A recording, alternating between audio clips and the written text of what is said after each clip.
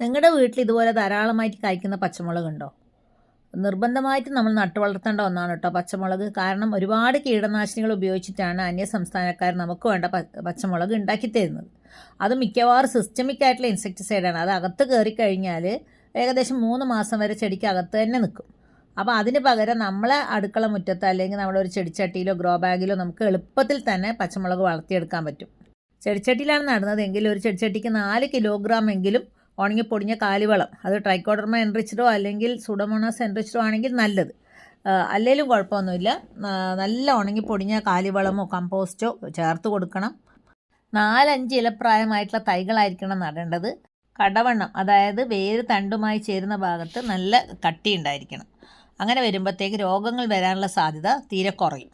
അപ്പോൾ പോട്ടറിൽ നിന്ന് തൈകൾ എടുക്കുമ്പോൾ തന്നെ തലേദിവസം നനച്ച് വെച്ചിട്ടായിരിക്കണം തൈകൾ പറിച്ചെടുക്കേണ്ടത്, അല്ലെങ്കിൽ വേരുകൾക്കും തണ്ടിനും ക്ഷതം സംഭവിക്കാനുള്ള സാധ്യതയുണ്ട്. പച്ചമുളകിലുണ്ടല്ലോ കീടങ്ങളുടെ ആക്രമണം വളരെ കൂടുതലായിട്ടാണ് കാണുക. അതുകൊണ്ട് തന്നെ ഇലപ്പേൻ, നമ്മളെ വൈറ്റ് ഫ്ലൈസ്, ഇലത്തുള്ളൻ, മുഞ്ഞ ഇതൊക്കെ അറ്റാക്ക് ചെയ്യും. അപ്പം ഇതുപോലുള്ള ഇലകൾ ഇങ്ങനെ വളഞ്ഞ് താഴോട്ട് തിരിഞ്ഞിരിക്കുന്നെങ്കിൽ ഇലപ്പേൻ, സിർട്ടോത്രിപ്സ് ഡോസാലിസിൻ്റെ അറ്റാക്കാണെന്ന് മനസ്സിലാക്കുക.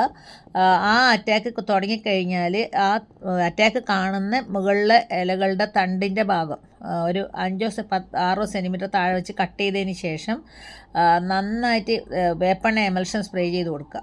4 മില്ലി വേപ്പെണ്ണയും 2 മില്ലി ഷാമ്പും 1 ലിറ്റർ വെള്ളത്തിൽ കലക്കി സ്പ്രേ ചെയ്യുന്നതാണ് നല്ലത്.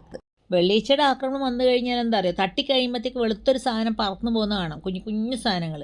ഇത് ഇലയുടെ അടിയിൽ നിന്ന് നീരൂറ്റി കുടിക്കും. അപ്പോൾ ഇലപ്പരപ്പിൽ കരിമ്പൂപ്പ് പോലെ വളരുകയും ചെയ്യും. അപ്പം ഇതെന്ത് ചെയ്യണമെന്ന് വെച്ച് കഴിഞ്ഞാൽ സോപ്പ് വെള്ളം തന്നെ മതി. 5 ഗ്രാം ബാർ സോപ്പ് 1 ലിറ്റർ വെള്ളത്തിൽ കലക്കിയ ലായനി ഇലയുടെ അടി നന്നായി ചീറ്റിച്ചടിച്ചു കൊടുക്കുക. അത് കഴിഞ്ഞ് വേപ്പെണ്ണ എമൽഷൻ സ്പ്രേ ചെയ്യുക. പിന്നെ ബ്യുവേറിയ എന്ന് പറയുന്ന മിത്രക്കുമിൾ 20 ഗ്രാം 1 ലിറ്റർ വെള്ളത്തിൽ കലക്കി സ്പ്രേ ചെയ്ത് കഴിഞ്ഞാൽ ഫുള്ളായിട്ട് ക്ലിയർ ചെയ്യാൻ പറ്റും. പച്ചമുളക് ഇല്ലെങ്കിൽ നമ്മുടെ കാന്താരി മുളകെങ്കിലും ചെടിച്ചട്ടിയിൽ നട്ടു വളർത്തുക. വളരെ ഈസി ആയിട്ട് നട്ടു വളർത്താൻ പറ്റുന്നതാണല്ലോ കാന്താരി.